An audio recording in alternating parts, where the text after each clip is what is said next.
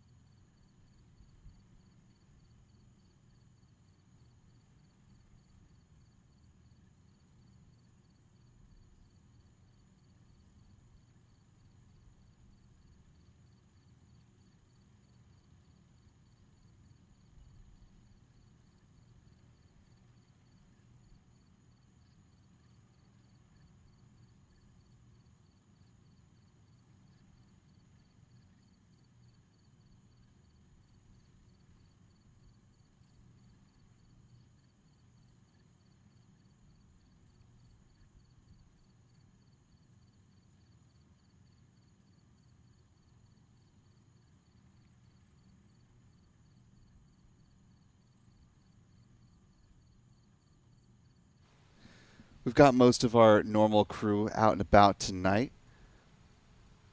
Our Adam Bernstein has been busily preparing all of the cameras around the press site. John Pisani is working behind the scenes with Spaceflight Now editor Stephen Young to run the technical operations of the broadcast today. Michael Caine has this evening off as far as launch photography, but you might see him pop into the chat throughout the course of the broadcast. So you should follow all of our photographers on X if you're not already. You can find Adam at ABurnNYC, Michael is at MD Caine Jr., John Pisani at John Pisani Photo, and be sure to follow Spaceflight Now simply at Spaceflight Now.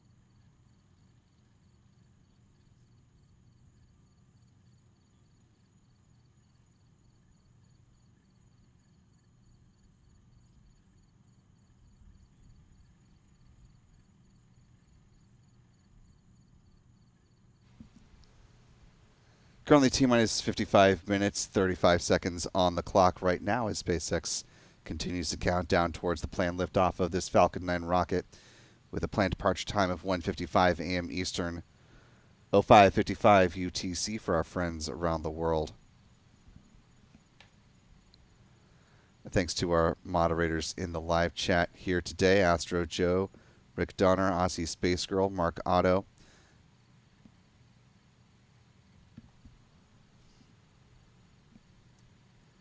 and a thanks to the nearly 500 of you who are watching live.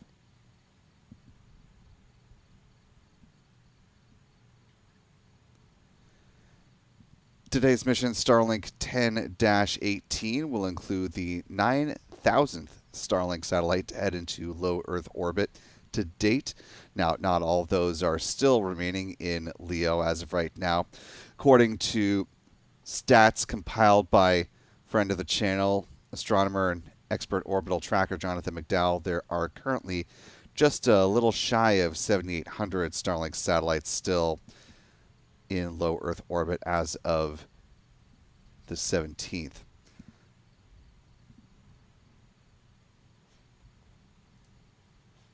Tonight's Falcon 9 flight will also be the 75th Falcon 9 launch for the company this year. And this will be the 56th flight of a Falcon 9 rocket in 2025 that is carrying Starlink satellites to become a part of the low Earth orbit constellation.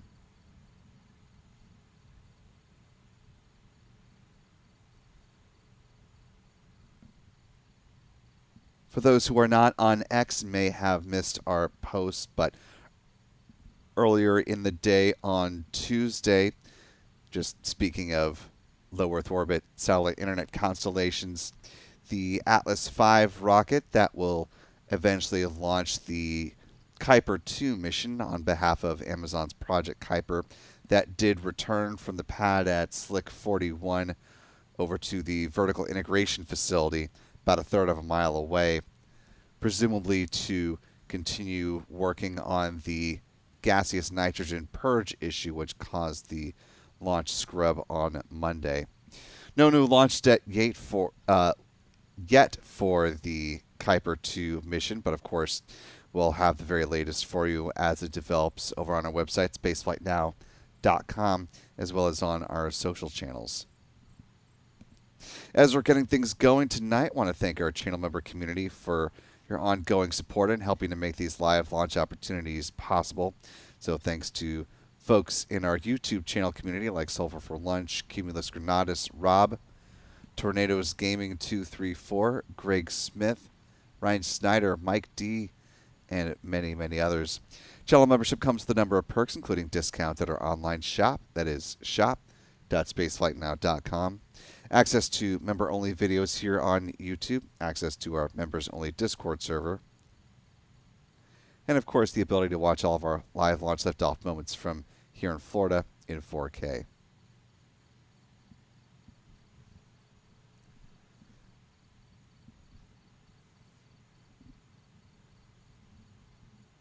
After this launch is concluded, or if you want to put me on mute and pull up another tab on YouTube, we've got a new video that has just hit the channel within the last few hours talking about the demolition work that was kicked off in earnest over on Space Launch Complex 37, the former home now of ULA's Delta IV family of rockets. SpaceX given early entry to start preparing that pad for its future in support of its Starship rocket program. The Department of the Air Force is still going through its work to certify its proper environmental due diligence before it gives SpaceX the full go-ahead to start any construction work, but that early right of entry being granted allows the demolition work to be done that we saw this past Thursday. So the video on the channel goes into a little bit more into that, as well as an abridged history of Launch Complex 37. Once upon a time was supposed to be Launch Complex 37A and B, but A never came to fruition, and there was never an orbital launch off of the A side of LC-37. But the video goes into that in a little more detail, and hope you get a chance to check that out when you have the time. Speaking of time, we're just about 50 and a half minutes away from this Falcon 9 rocket taking flight.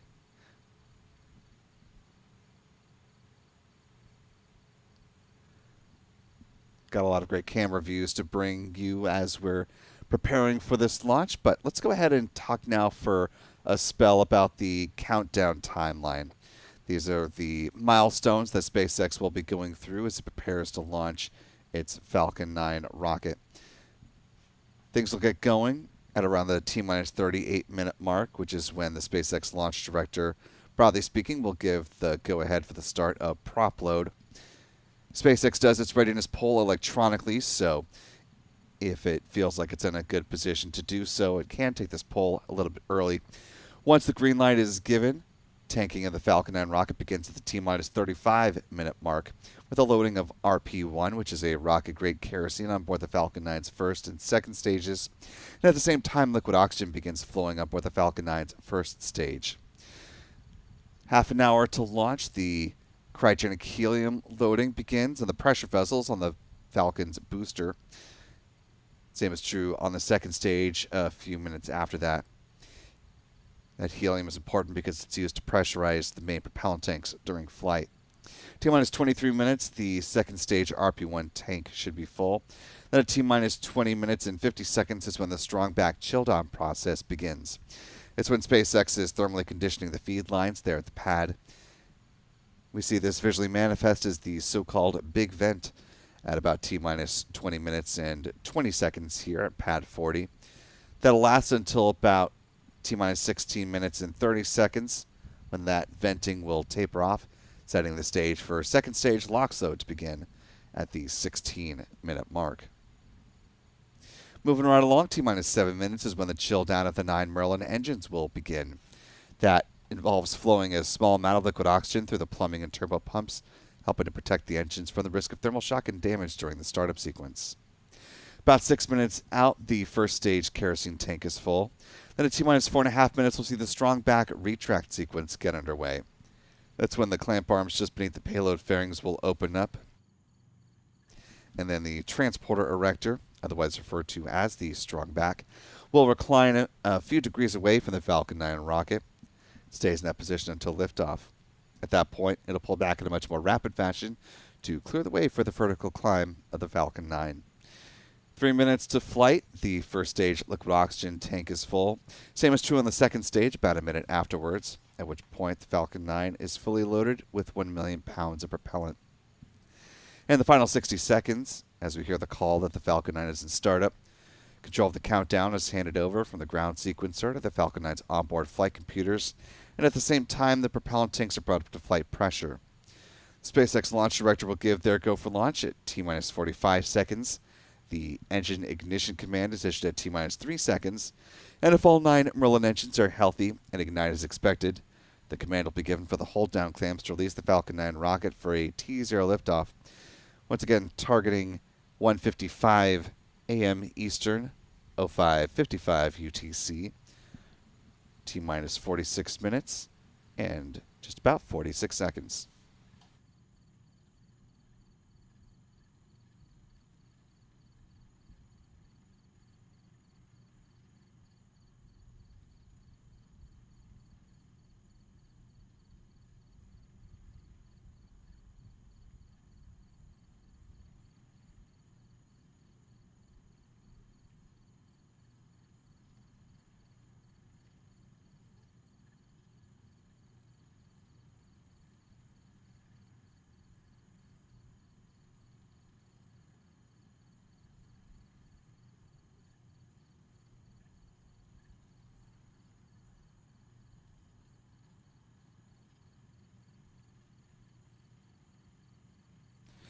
Taking a quick peek at the live chat here, see one of our channel members, Glenn A, asking about the drone ship that is on tap tonight. Seems to have asked and answered his own question, but for those not paying strict attention to the live chat and all the messages, yes, the drone ship that is going to be used for the landing attempt for this booster is, just read the instructions. It'll be the 125th landing on this particular drone ship if all goes well.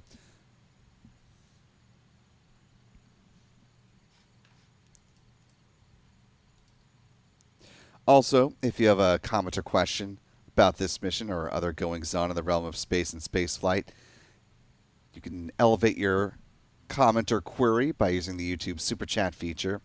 And not only will you be giving us some interesting things to talk about as we cruise on through the count, but you'll also be supporting what we do here at Spaceflight Now, and that, my friends, is always greatly appreciated. The Falcon booster that is getting ready to fly tonight is tail number B-1090 in the SpaceX fleet. Not one of the frequent flyers for SpaceX, but just to give you a quick refresh, here is where SpaceX stands with its top 5, and I say top 5 with a little bit of an asterisk next to it, since you see more than that here, of course. But the bottom 3 currently still tied at 21 flights apiece, still waiting on the mission that will break the tie. And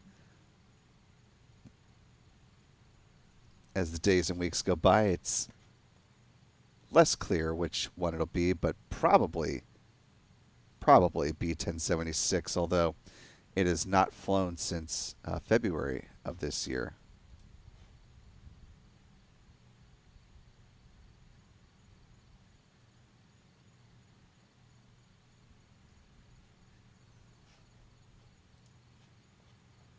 The other two, B-1077 and B-1078, both flew within the month of June.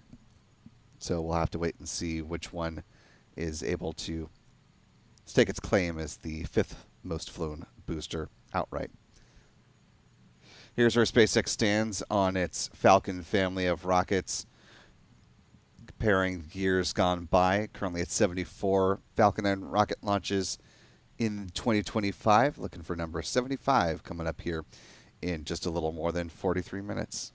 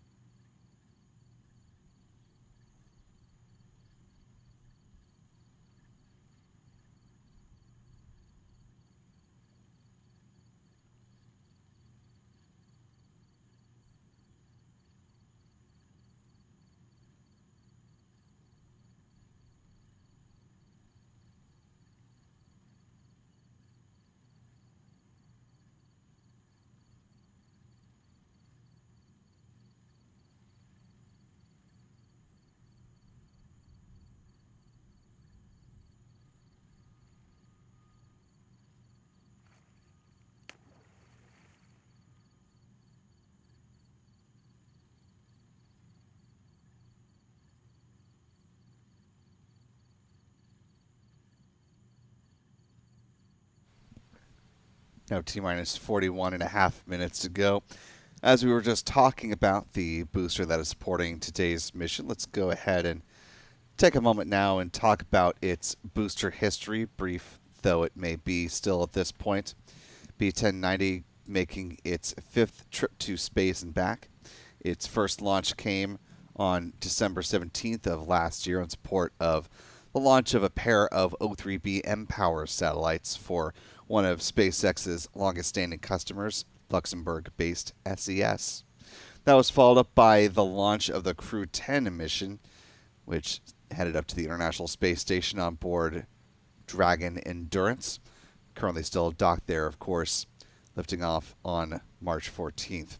That was followed up by a rideshare mission to mid-inclination orbit with the Bandwagon 3 flight on April 22nd. And most recently, we had Starlink Group 6-67, which took off on May 14th of this year. Looking at the booster turnaround times for each of these, you can see that this booster has been getting faster and faster with its turnaround time, though. That trend is going to be broken tonight with a good liftoff, looking at a 35-day turnaround now between Starlink 6-67 and the planned liftoff tonight of 10-18.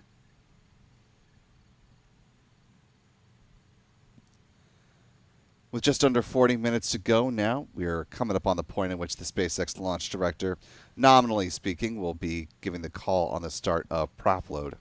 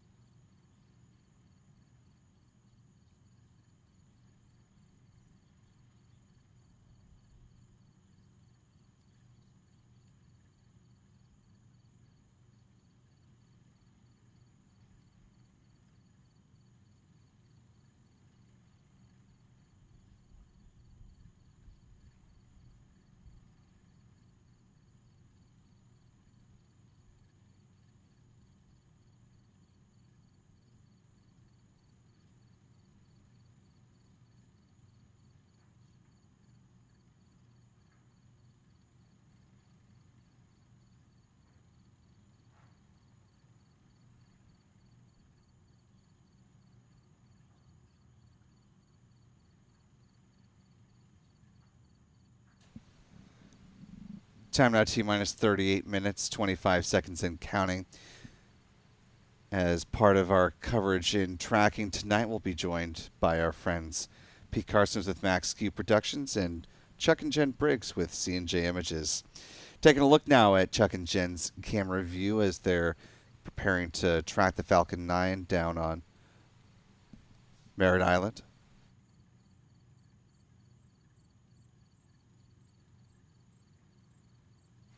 Stand corrected, they're actually up in Titusville today as tonight's Falcon 9 rocket is taking a northeasterly trajectory as opposed to what we are normally used to with our Falcon 9 Starlink missions, which is southeast path. So for those of you who are up along the east coast of the United States, hopefully conditions aren't too cloudy in your neck of the woods and you can catch the Falcon 9 as it makes its climb uphill. Let us know in the live chat where you're watching from tonight.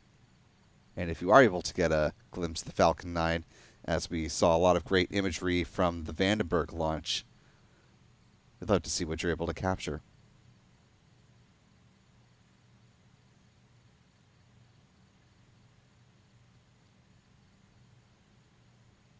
So we've got some balabero from, looks like Indiana. White rice in Virginia. We've got Idaho, Tampa area.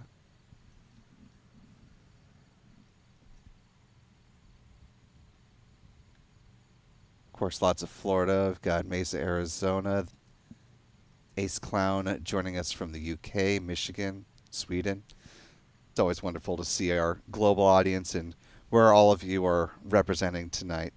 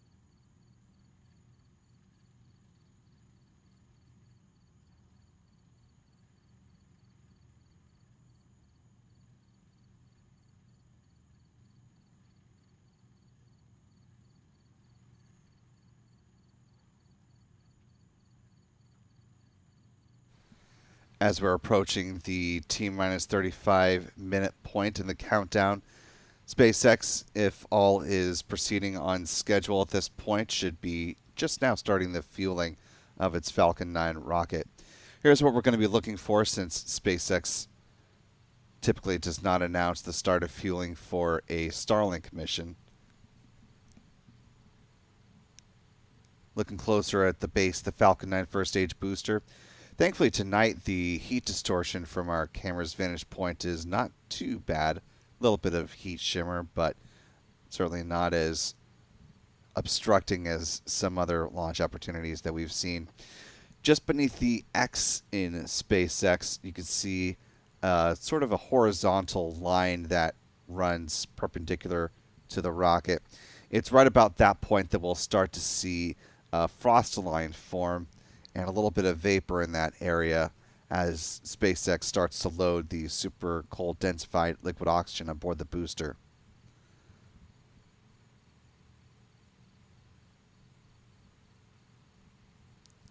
It typically takes at least a minute or two, sometimes 3 or 4 minutes, to really get a good sense of that liquid oxygen filling that LOX tank.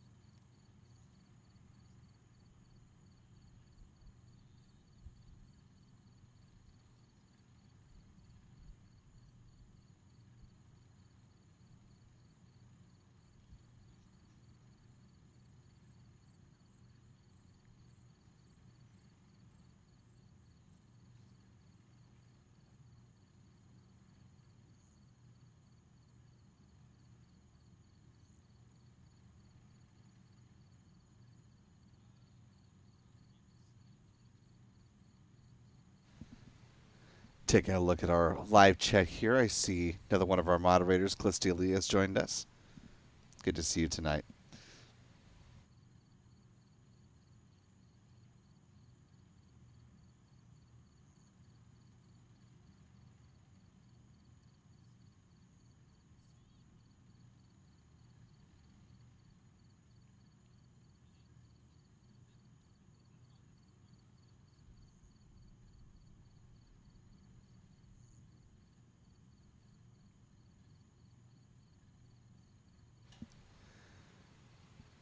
Just about T-minus 32 minutes, and we're definitely starting to see some vapor now around the base of the rocket. That frost line starting to build, which means SpaceX is tanking its Falcon 9 rocket and also locking in that current T0 of 1:55 a.m. Eastern, 05:55 UTC.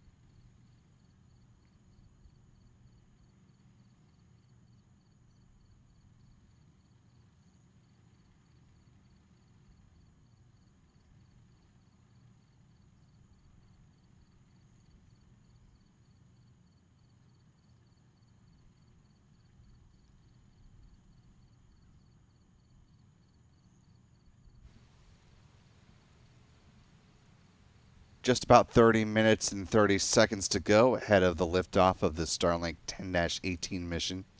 Taking a peek at the live chat, want to thank the more than 850 of you who are joining with us live in these overnight hours. If you haven't already, you could do us a big favor just by clicking the like button, share the stream, allow some more folks to find their way into this live launch coverage tonight.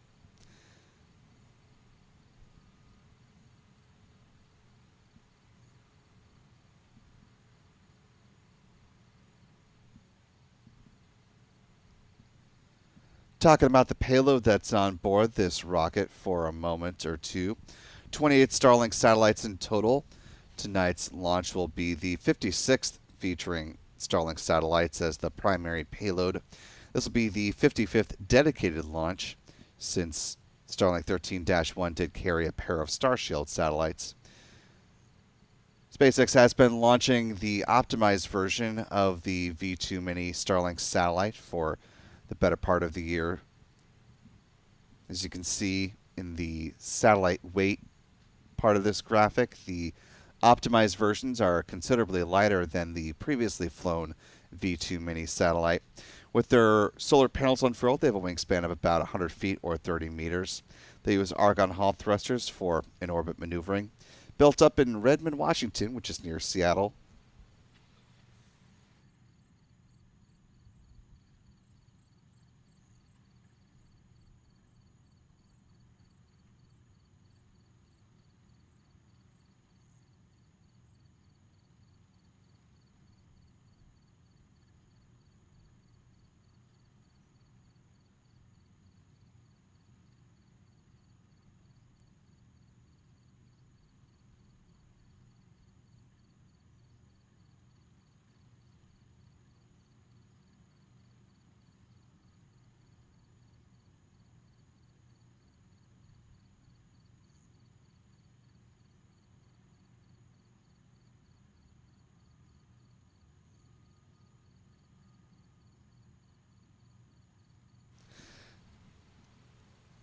Slight typo on the graphic. These will actually be deployed at 277 kilometers in altitude at a 53-degree inclination tonight.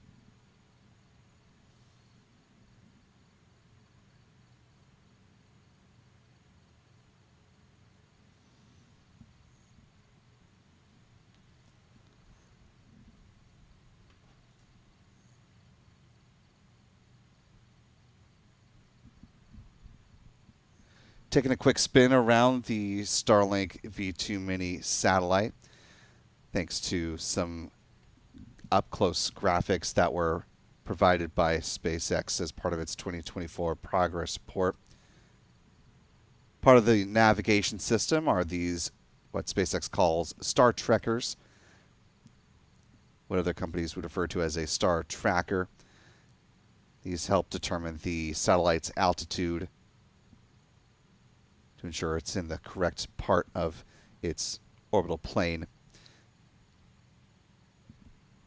Each Starlink satellite also includes 3 lasers, or optical inter-satellite links, abbreviated as ISLs, which operate at up to 200 gigabits per second and create a constellation of more than 13,000 lasers, creating that global mesh.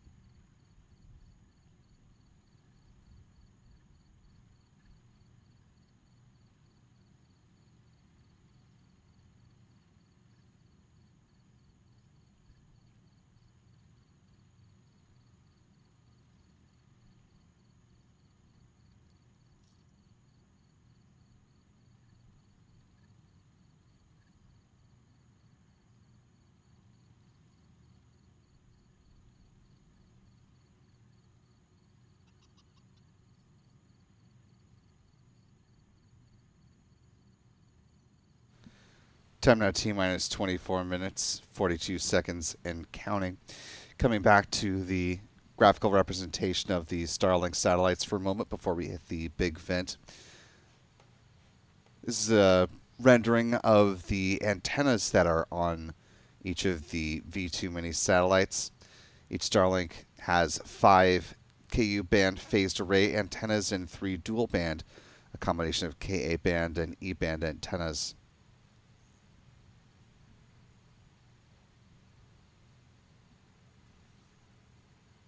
Here's a representation of the propulsion system. Previous versions of the Starlink satellites use Krypton Hall thrusters. The V2 minis use an Argon Hall thruster system.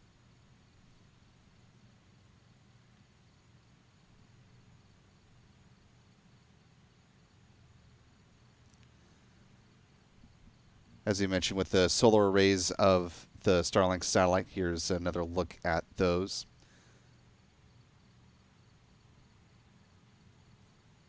About 30 meters or 100 feet end to end with those solar arrays unfurled. Finally, taking a look at the reaction wheels. Each Starlink satellite features a suite of 4 of these reaction wheels, which help also assist with the spacecraft's attitude control.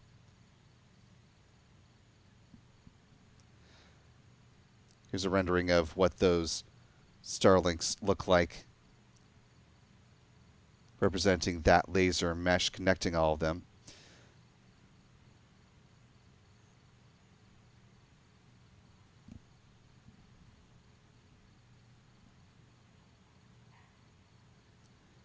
Now just a little less than 23 minutes to go before takeoff of this Falcon 9 rocket.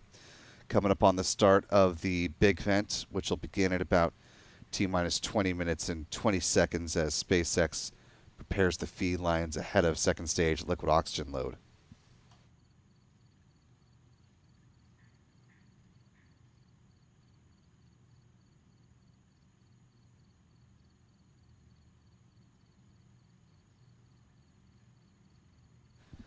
Taking a look at our live chat here, I want to thank a few folks for their support tonight. Our thanks to channel member Tobe Wilbe for gifting 5 Spaceflight Now memberships. Really appreciate that generosity. And to our 5 newest gifted members, welcome aboard. We're glad to have you with us. If you haven't already, be sure to thank Tobe in the live chat, and we hope you decide to stick around with channel membership. Also want to thank another channel member, Well-Reasoned Superhawk, for a $10 super chat, who says, big thank you to all the mods and to the Spaceflight Now team for the great coverage, as always. Thank you so much for the kind words, Superhawk. Appreciate your support tonight. Coming upon a minute away from the start of that big vent. A good visual indication that the fueling process is moving along as expected.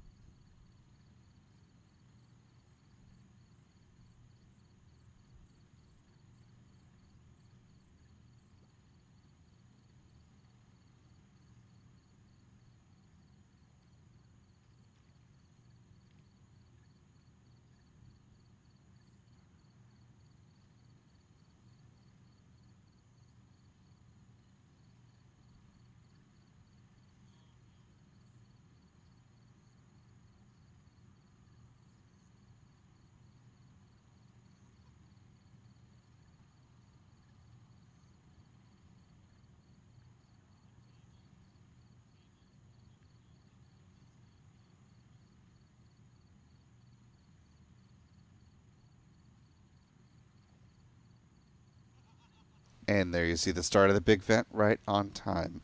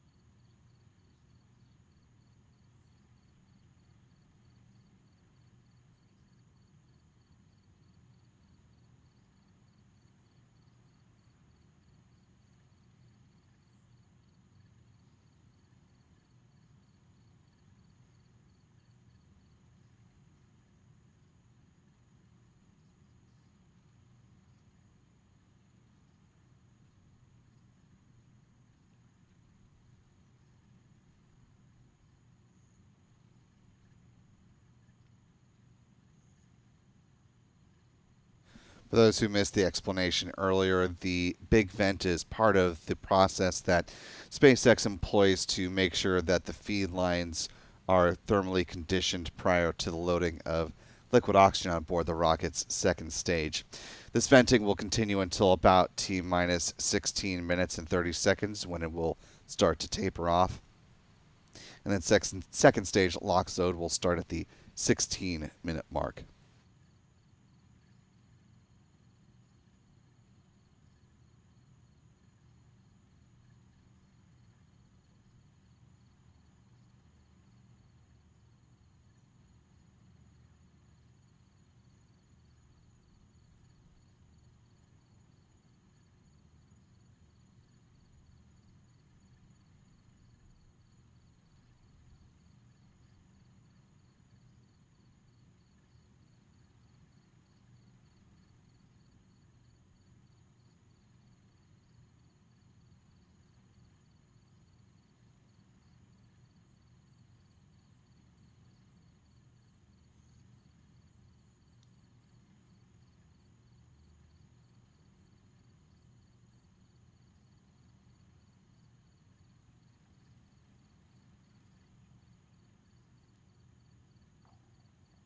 Attention the VAB. Ryan McHenry. Come up on team. Ryan McHenry. Come up on team.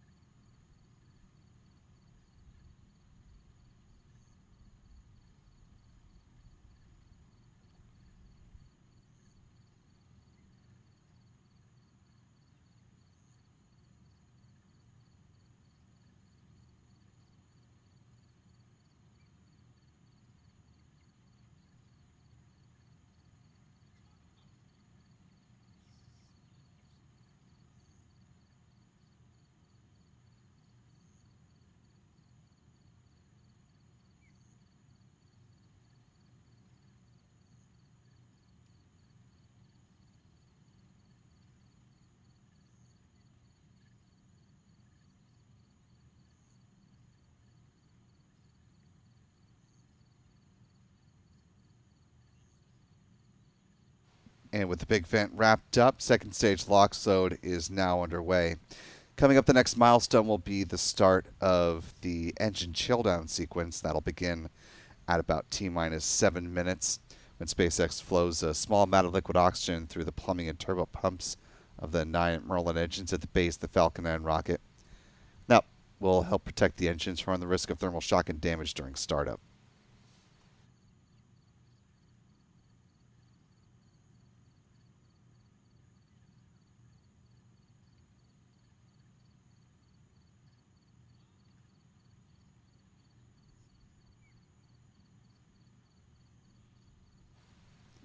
As we're getting ready to see this Falcon 9 take flight, if all goes well, the next 15 minutes and some change, let's talk about the launch timeline of things and the nominal events that we're expecting following a good liftoff of this rocket. After takeoff, the rocket will pick up speed, become supersonic, and approach max Q at about T plus 1 minute and 10 seconds post liftoff, which is the point of greatest aerodynamic pressure on the vehicle. The rocket will throttle back to pass through max Q and then throttle back up. Before the 2-minute mark, SpaceX will start to thermally condition the Merlin vacuum engine ahead of the start of its burn. Then we'll have a few events in rapid succession. At about T plus 2 minutes and 25 seconds will be first stage main engine cutoff, or MECO, followed by stage separation, and then the ignition of that Merlin vacuum engine a little more than 2.5 minutes into flight. The payload fairings at the top of the Falcon 9 rocket will be jettisoned just before the 3-minute mark. T plus 6 minutes and 3 seconds is when the first stage entry burn begins. That's when SpaceX employs 3 out of the 9 Merlin engines at the base of the booster to begin to slow that vehicle down. That burn lasting about 25 seconds today. That'll set the stage for the start of the landing burn, beginning at T plus 7 minutes and 48 seconds, using just one engine on the booster, the center engine. And that should set up a good touchdown on the drone ship called Just Read the Instructions at about T plus 8 minutes and 13 seconds. Following that, the Merlin vacuum engine on the second stage will conclude its first burn and go into a coast phase from that point on. It'll continue its coast until T plus 54 minutes and 54 seconds. There will be a brief 2-second burn to circularize the orbit, setting the stage for the Starlink satellites to be deployed at T plus 1 hour, 4 minutes, and 18 seconds.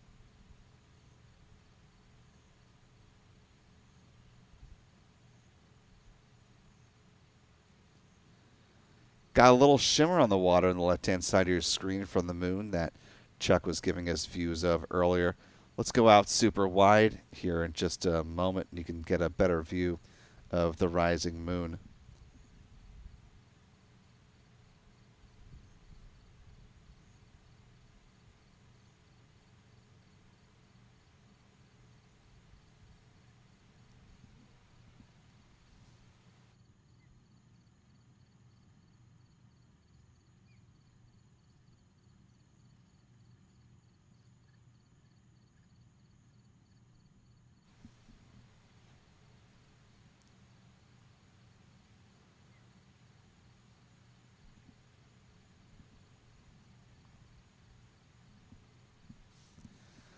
Tonight's Falcon 9 flight will be the 492nd Falcon 9 rocket launch to date. Before we get to that point, let's go ahead and talk about SpaceX's workhorse vehicle for a moment.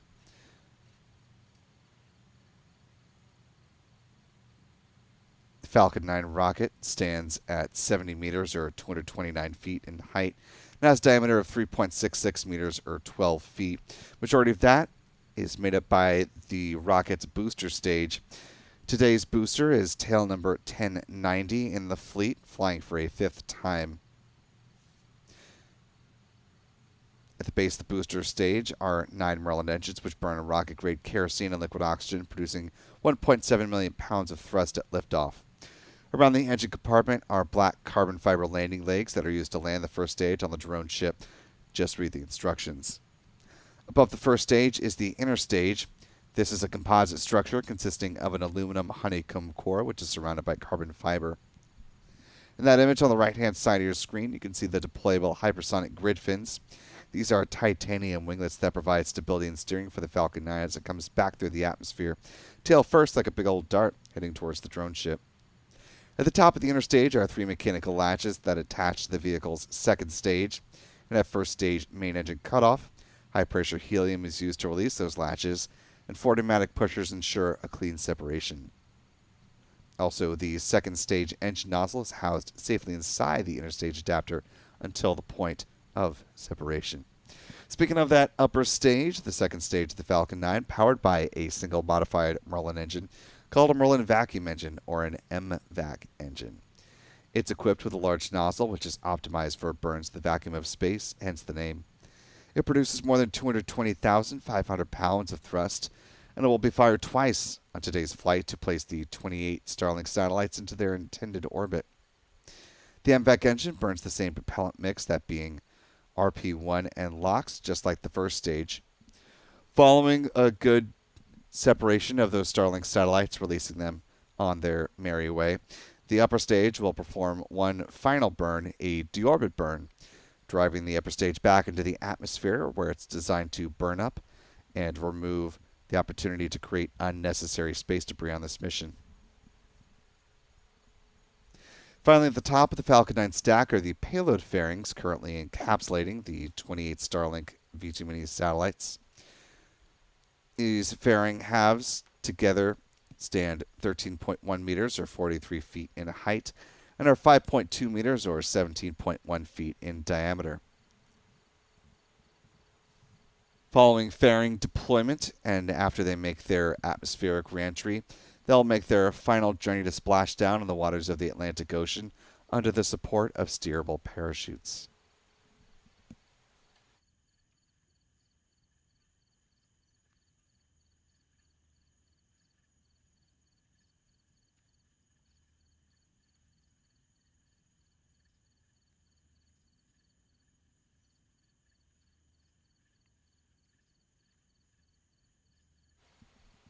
Now, just a little more than 8 minutes to go before the planned liftoff of this Falcon 9 rocket, about a minute away from the chill down of the 9 Merlin engines at the base of the booster.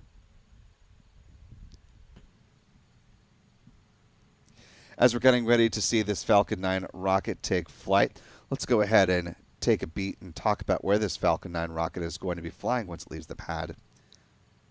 Let's talk a little trajectory, shall we? As we mentioned earlier in the show, this rocket is taking a path not as often traveled from here on the East Coast.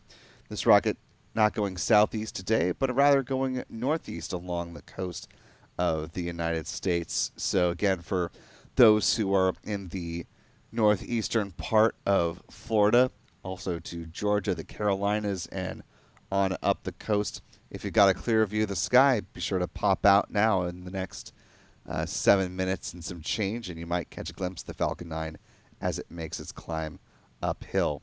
Following that green arc there. At the point of stage separation, the booster will follow the red arc and target a touchdown on the drone ship. Just read the instructions. SpaceX is working to certify both its first stage boosters as well as its payload fairings for up to 40 flights apiece. Once the fairing halves are down in the water, SpaceX will use one of its recovery vessels to scoop them up and then bring them back through Cape Canaveral, where they will be brought over to the Hangar X site here at the Kennedy Space Center, where they will be examined, refurbished, and turned around for future flights. Less than 6.5 minutes to go now before this Falcon 9 rocket is ready to take flight.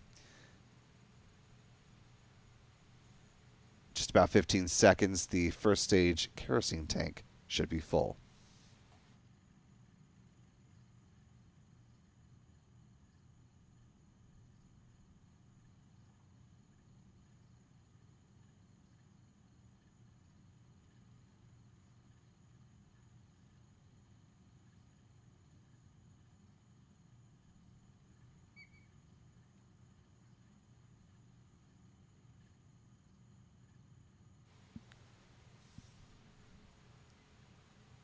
You may have noticed that we've not made any mention of the weather for today's launch opportunity. That's because the 45th Weather Squadron forecast a greater than 95% chance of favorable weather for today's flight, so weather is very much not the launch story today. And that is always welcome news.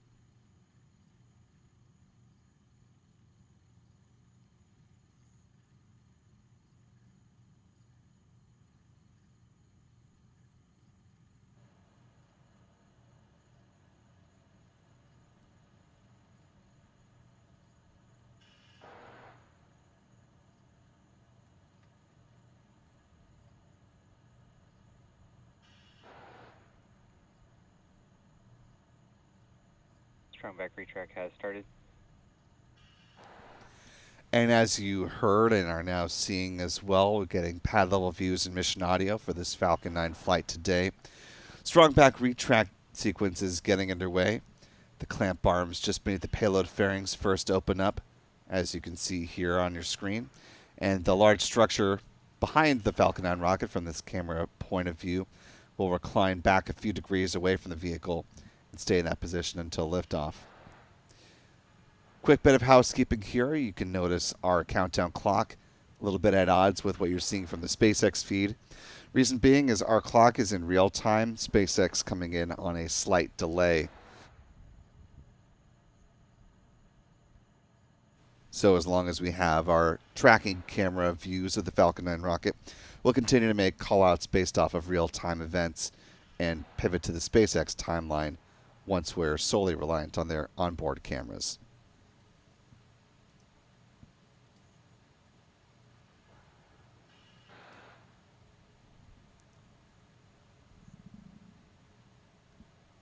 Now 3 minutes and counting. At this point, the first stage liquid oxygen tank should be full. Should hear a call out for that momentarily from SpaceX.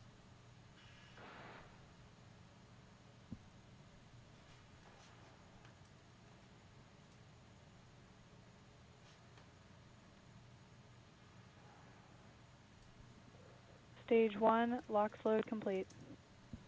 Good call there. We're awaiting a similar call now on the second stage liquid oxygen tank. Real-time filling of that should conclude at about the 2-minute mark, and we'll hear a call out for that shortly thereafter.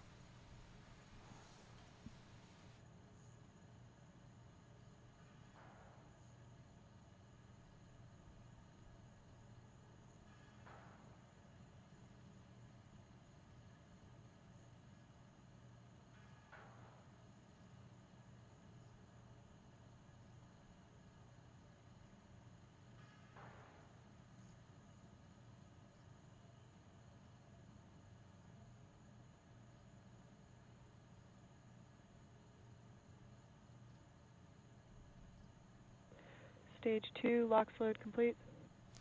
Good call there. The Falcon 9 now fully loaded with 1 million pounds of propellant. What you're seeing now are the ground gas closeouts as SpaceX removes the remaining liquid oxygen from the feed lines there at the pad.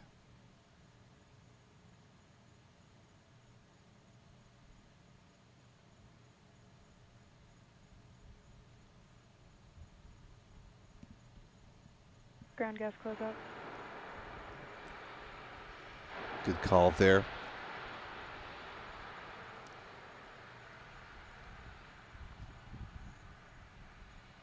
Now T-minus 1 minute and counting.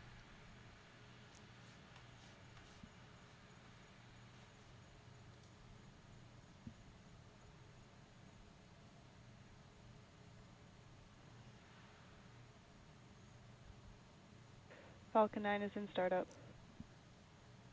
And we're now just awaiting the call from the SpaceX launch director that they are go for launch.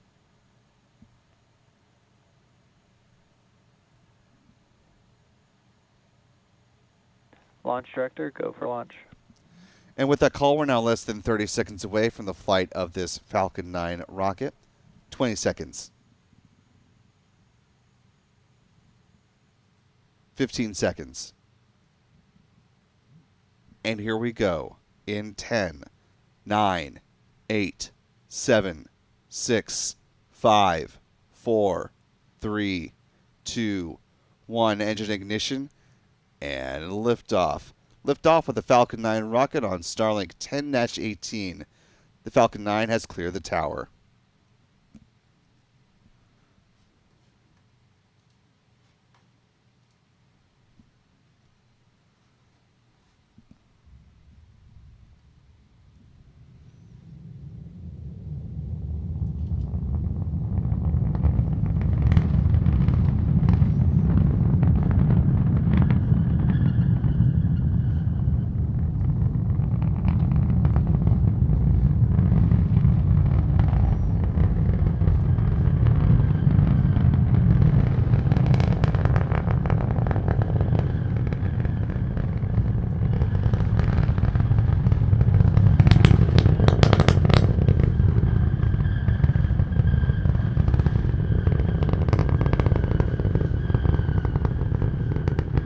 Now a little more than a minute into this mission.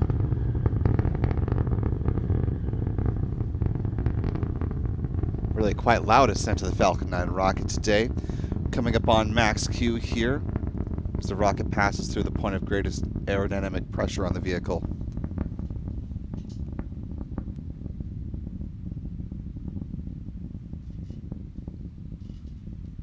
Max Q. A little more than a minute 30 into flight.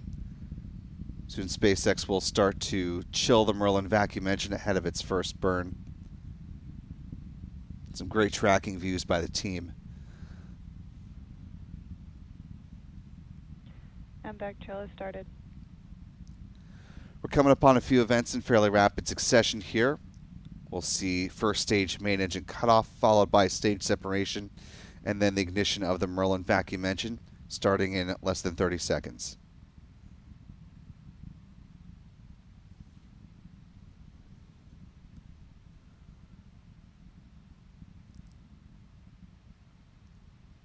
About 10 seconds to MECO.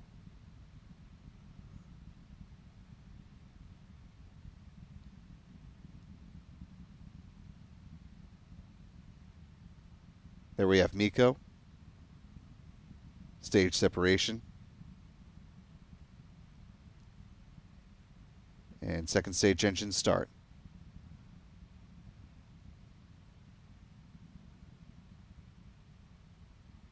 Main engine cut off. Stage separation confirmed. MVAC startup. And we should have payload fairing jettison momentarily. There go those fairing halves.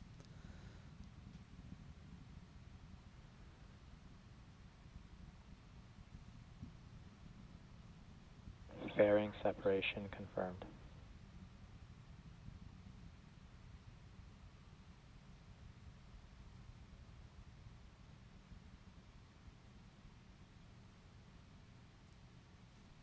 Looks like they're, oh, there we go, with the onboard camera now from the upper stage. The next milestone in this flight will be coming up at about T plus 6 minutes and 3 seconds with the start of that roughly 25-second entry burn.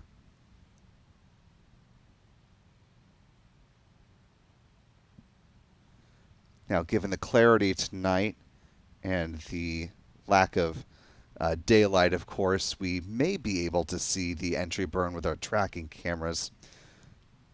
Won't guarantee anything 100%, but I know our team will do their level best to try to snag that entry burn for you. If we are able to see it with our tracking cameras, we'll, of course, bring it into the broadcast here.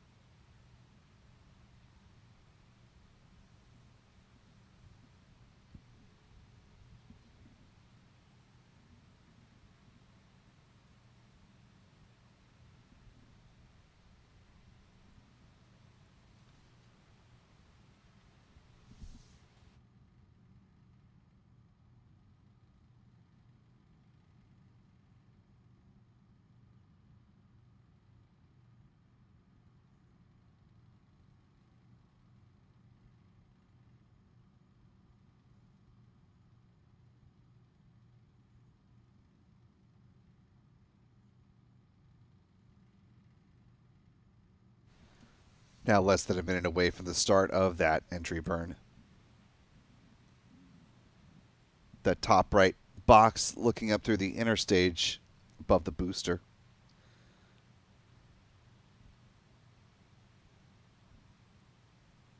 So far appears to be a nominal flight for both stages of the Falcon 9 rocket.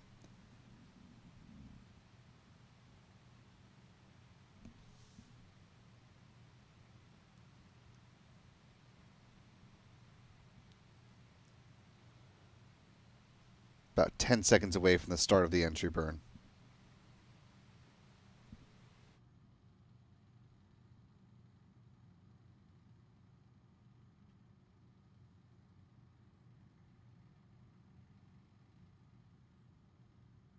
And the entry burn is underway. Looks like Adam's got it in the tracker. Well done. As does Pete. Stage 1 entry burn startup. Looks like Stage Adam 1 still has it FPS in the has tracker. saved. Entry burn shutting down right now.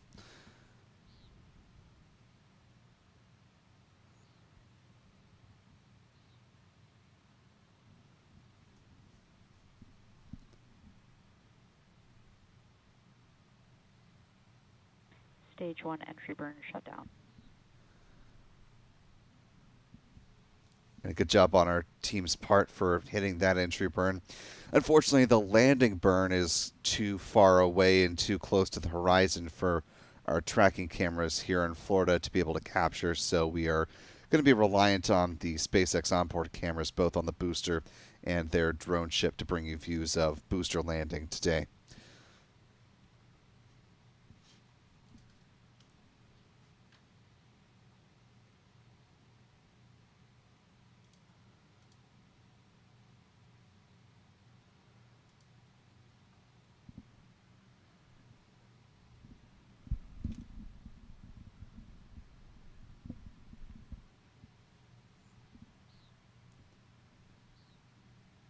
Stage 1 transonic.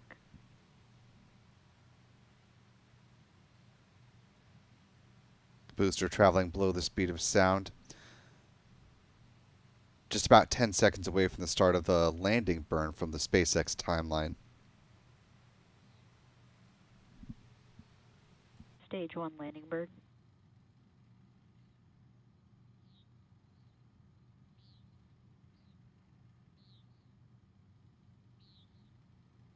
Stage 2 terminal guidance.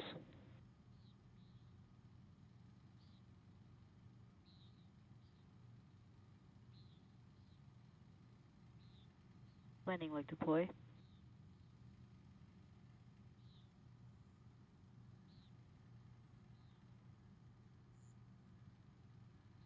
Stage 1 landing confirmed.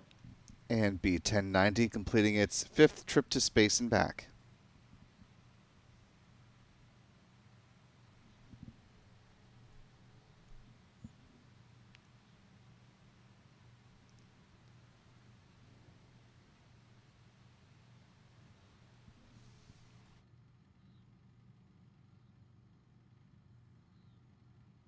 MVAC shut down.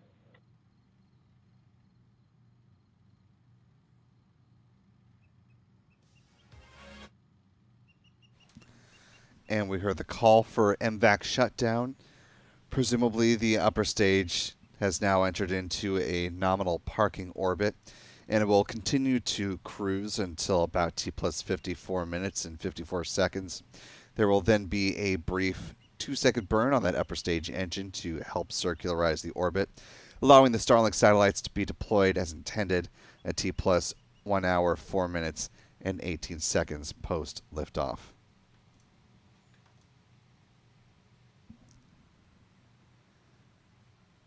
A beautiful view of the Falcon 9 rocket from liftoff to landing. We're getting our launch replays ready for you so you can see in more depth all the various angles that we were able to capture this launch for you.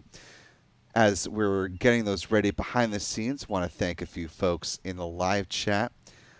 Our thanks to Tobe Wobe for a very generous $20 super chat. Thank you so much, Tobe, for your support at that level. Also want to thank Brian Beelman for a very generous $50 super chat. Thank you so much, Brian. Really appreciate the support at that level.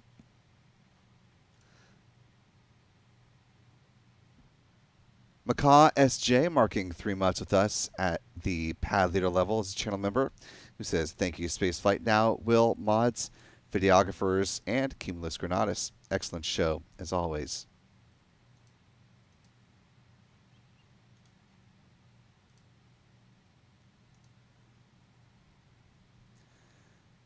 Our thanks to channel member Deb for a $5 super chat, saying great coverage, folks.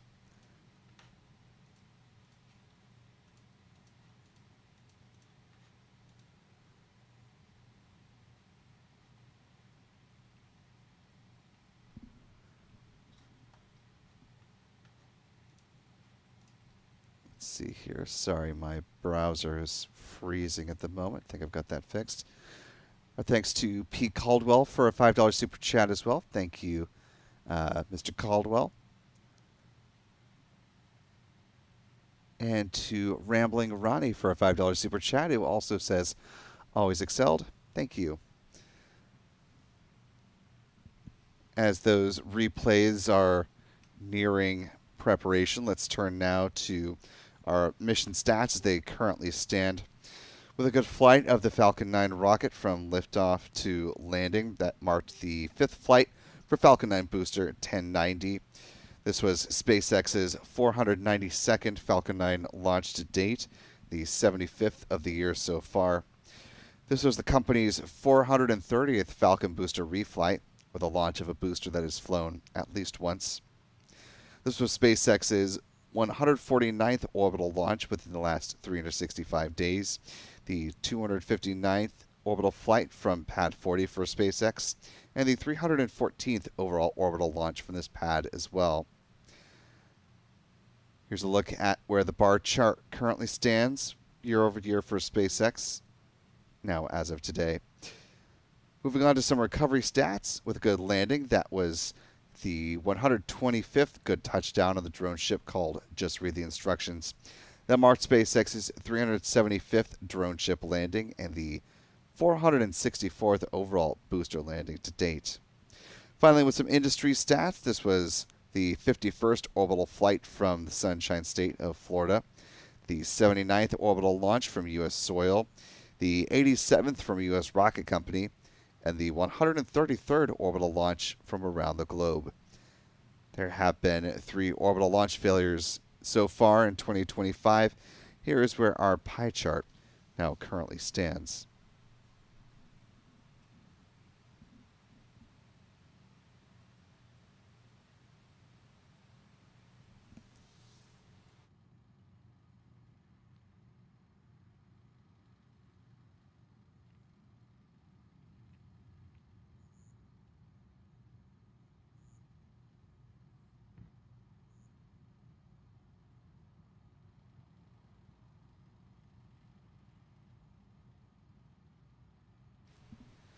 As this mission is now well on its way, of course, a big question mark as of late has been the status of the Axiom Mission 4 flight from over at SpaceX's other pad here in Florida, Launch Complex 39A here at the Kennedy Space Center. NASA, SpaceX, and Axiom had been targeting liftoff of this mission on Thursday the 19th.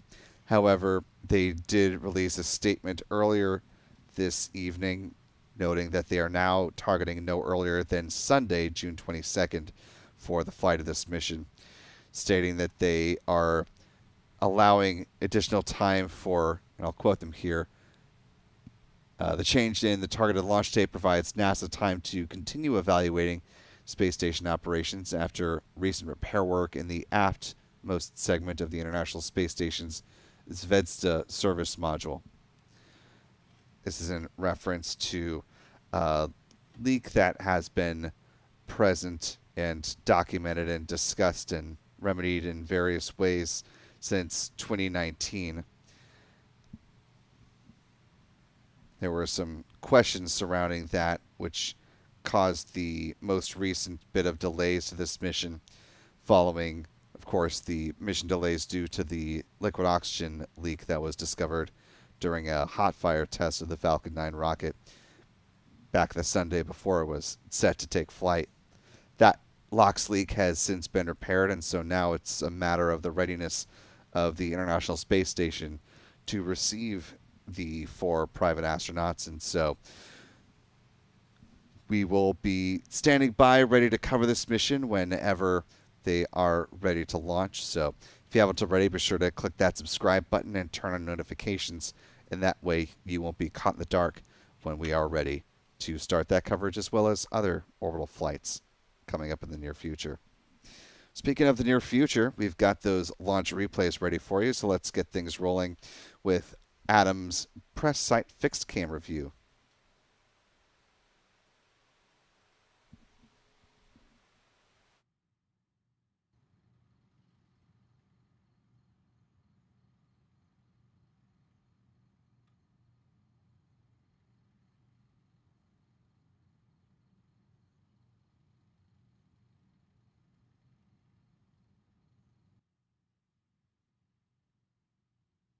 Moving on to the wide camera view.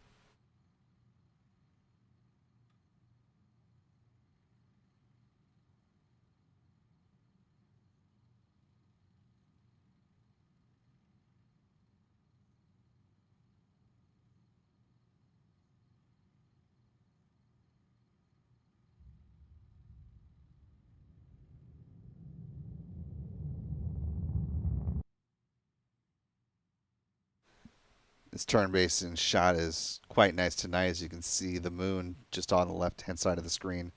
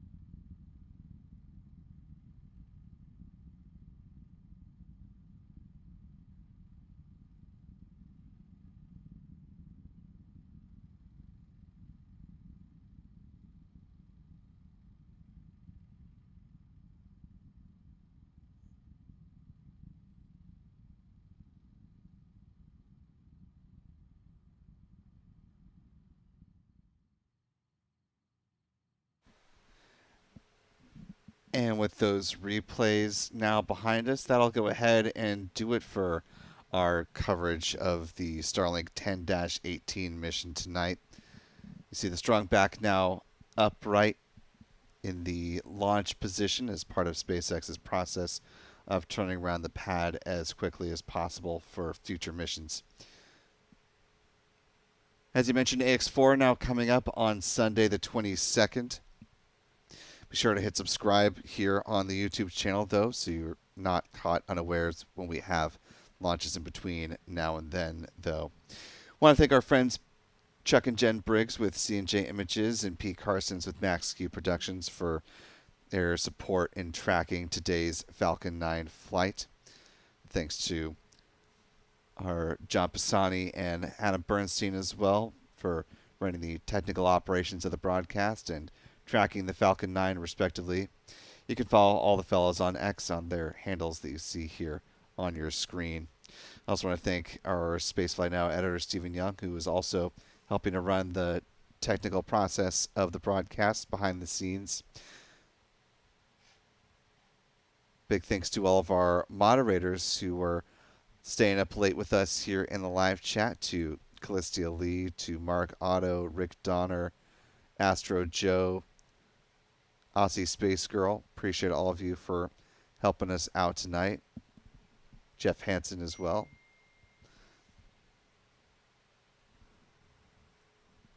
Most importantly, want to thank you for wherever you have been watching from, whether live or watching this back in a replay fashion. We appreciate you taking the time to watch our coverage here at Spaceflight Now. And for all of us here at the team, I'm Will Robinson Smith. Remember, be good to yourselves, be good to others. Have a wonderful rest of the week, and until we see you next time, bye-bye.